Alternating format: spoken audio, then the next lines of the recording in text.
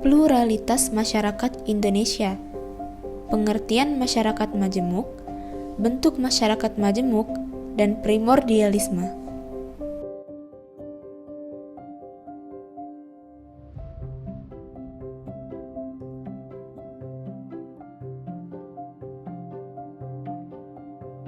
Pengertian masyarakat majemuk. Masyarakat majemuk merupakan masyarakat yang memiliki gabungan dari berbagai ragam yang membentuk satu kesatuan. Masyarakat majemuk ialah suatu keadaan masyarakat yang terdiri dari berbagai elemen perbedaan atau diferensiasi sosial yang meliputi strata, ras, suku, kelas ekonomi, agama, arti budaya, dan bangsa yang berjalan begitu saja. Masyarakat semacam ini biasanya masih terdapat berbagai ragam konflik, pertentangan, dan keadaan realitas sosial yang ada. Masyarakat majemuk terbentuk dari mengelompoknya masyarakat-masyarakat dari berbagai suku bangsa oleh sistem nilai yang disepakati, yang pada umumnya dilakukan secara paksa untuk menjadi tatanan sebuah bangsa dalam bingkai negara. Berikut pengertian masyarakat majemuk menurut para ahli. Yang pertama, menurut S. Furnival, menyatakan bahwa masyarakat majemuk ialah suatu masyarakat yang berada dalam sistem nilai yang dijadikan pedoman oleh beberapa integrasi sosial yang di dalamnya terdapat para anggota kurang memiliki loyalitas terhadap masyarakat sebagai keseluruhan. Yang kedua, menurut Nasikun, bahwa masyarakat majemuk adalah masyarakat yang terdiri atas dua atau banyak suatu aturan tertib sosial, komunitas, atau kelompok yang secara kultural, ekonomi, dan politik terisolasi, serta memiliki struktur dan kelembagaan yang berbeda-beda antara satu dengan lainnya. Yang ketiga, menurut Clifford Geertz mengemukakan bahwa masyarakat majemuk adalah masyarakat yang terfragmentasi ke dalam bagian-bagian kecil sistem yang kurang lebih terdiri dari diri sendiri dan terikat ke dalam ikatan-ikatan primordial.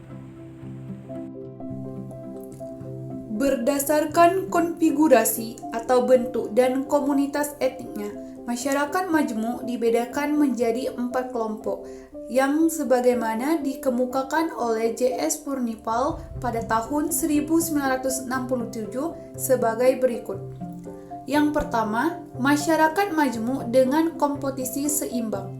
Artinya, masyarakat yang terdiri atas sejumlah komunitas atau etnik yang mempunyai kekuatan kompetitif yang seimbang. Yang kedua, masyarakat majemuk dengan mayoritas dominan, yaitu suatu kondisi di mana kelompok etnik mayoritas mendominasi kompetisi politik atau ekonomi sehingga posisi kelompok-kelompok lain menjadi kecil.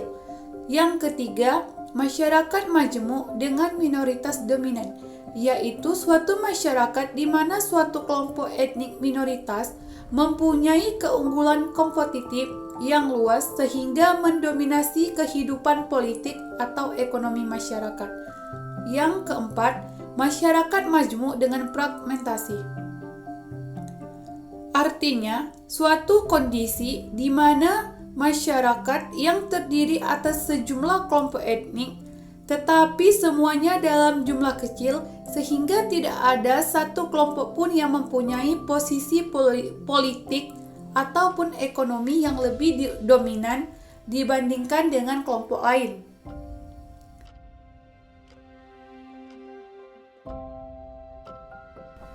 Primordialisme.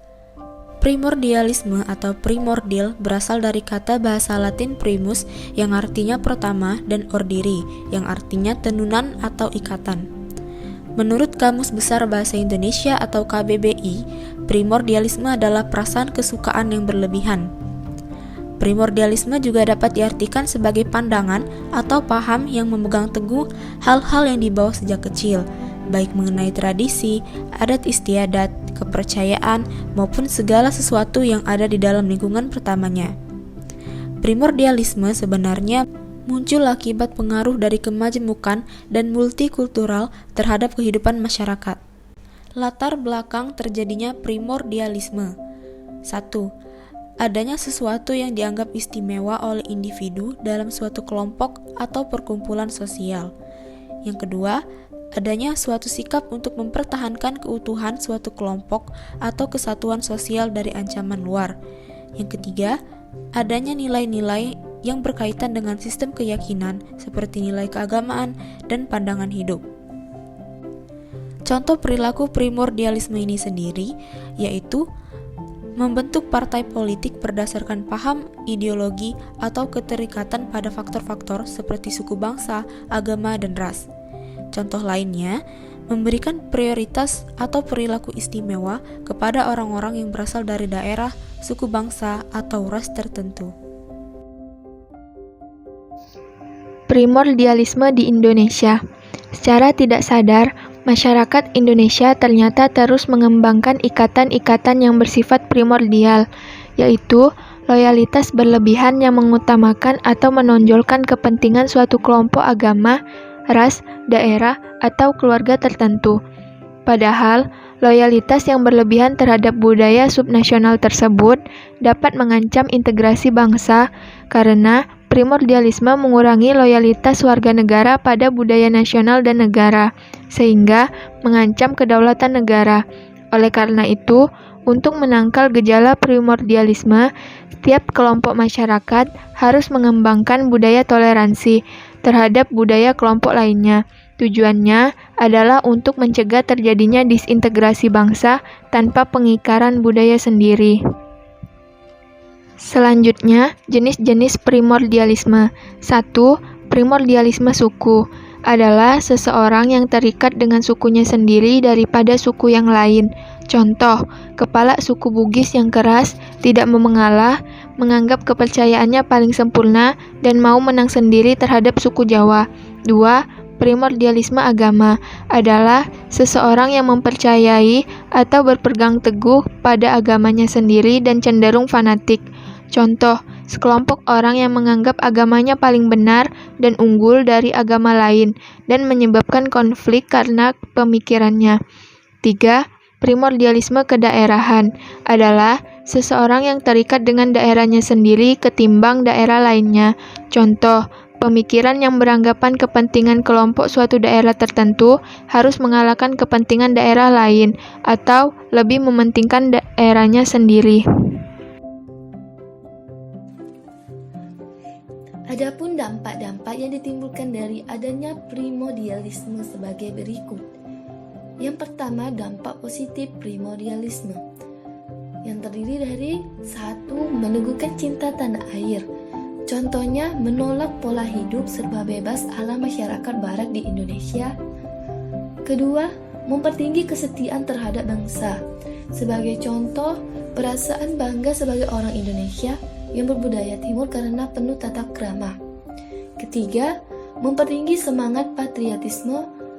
Contohnya, demonstrasi besar-besaran oleh masyarakat Indonesia terhadap kedubes Malaysia karena menganggap Malaysia telah mencuri kebudayaan Indonesia.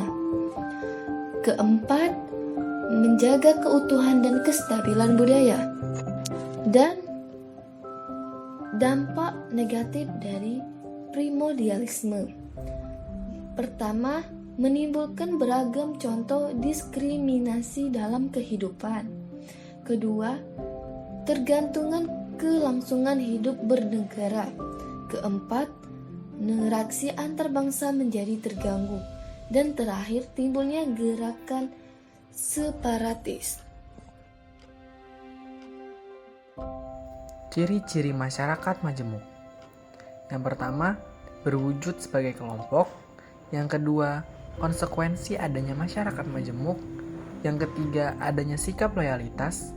Yang keempat, pemicu adanya musuh. Yang kelima, memiliki tujuan yang sama antara masyarakat. Yang keenam, yaitu nilai-nilai yang dianut berkaitan dengan keyakinan.